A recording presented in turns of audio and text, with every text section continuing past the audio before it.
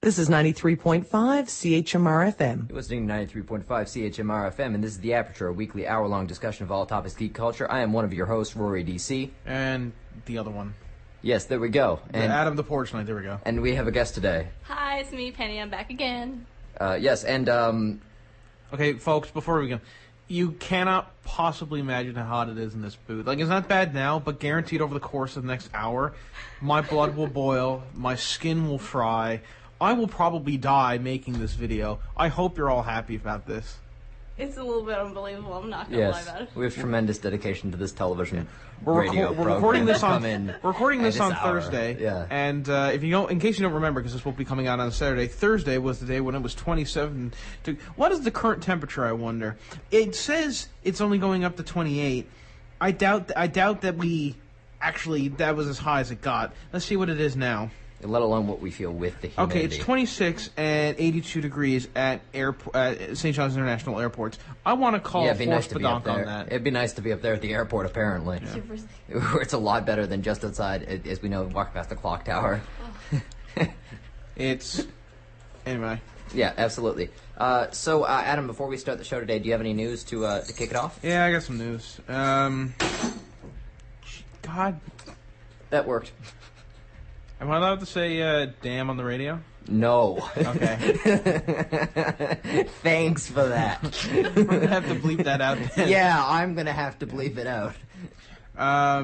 So yeah, trailer for the Amazing Spider-Man 2 premiered this week, kind of. And by this week, I mean last week, because we didn't record a show last week, because due to, various circumstances. Yes.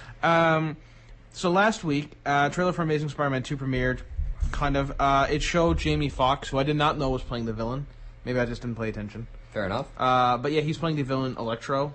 He looks amazing. He does look amazing.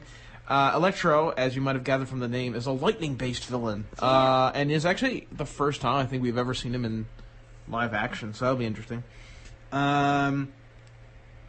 Apparently there's a 12-issue Maxi series being published by Dark Horse called The Terminator, The Final Battle, and it's going to take place after Salvation. Mighty Morph, the original Mighty Morphin Power Rangers are getting a graphic novel to serve as lost episodes. Apparently, I don't like doing rumors on the show, but this one I had to include because apparently Warner Brothers is rumored to be working on a Batman Beyond movie in the style of Christopher Nolan's Batman Dark Knight movies.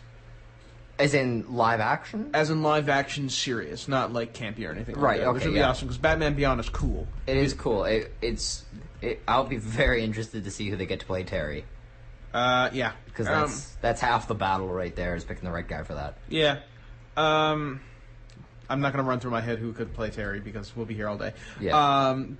Legendary Studios, back 2012, 2011, it was announced that Legendary Studios had bought the rights for Godzilla, but I thought it was going to be one of those things where they bought the rights and they weren't going to do anything with it. Apparently that's not true, because they're, released footage of the they released a trailer for Godzilla, which is coming out May 2014.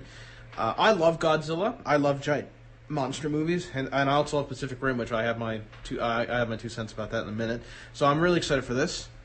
The Sentinels are going to mean the new X-Men movie, Days of Future Past. Apparently there was anti-mutant propaganda all over Comic-Con. I don't know if you saw that. I didn't see any. I wish I had. I'm obsessed with that. Well, that's failure on our Comic-Con correspondent right there. Thank you. I can't be everywhere once, you guys. I don't have a time turner or a TARDIS. All right. And she redeems herself with Comic-Con terms, which Thank is you good. very much. Thank you. There's going to be a Firefly video game based off the Joss Whedon TV show. It's going to be a social online role-playing game for smartphones and tablets. Those are words for success right there. Social online smartphone. That's and like tablets. Special K low-fat blueberry bar. That's all the things you don't want in the one sentence. I like blueberry.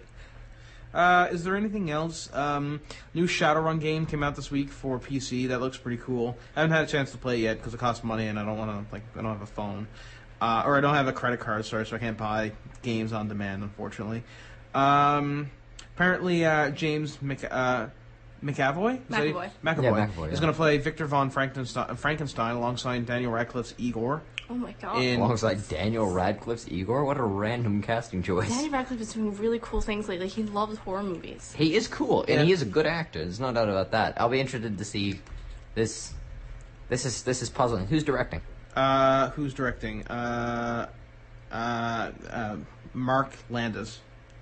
That sounds familiar. Apparently, it's a revisionist take on the tale, so I don't know what... Me and Penny have our Google out. Yeah. Oh, yeah. Transformers Prime is... the series finale is going to take place this Friday. That's gonna break my heart, because that's an excellent show. The only Transformers show I've seen in the last little bit that's been as good as Beast Wars, which is saying quite a lot.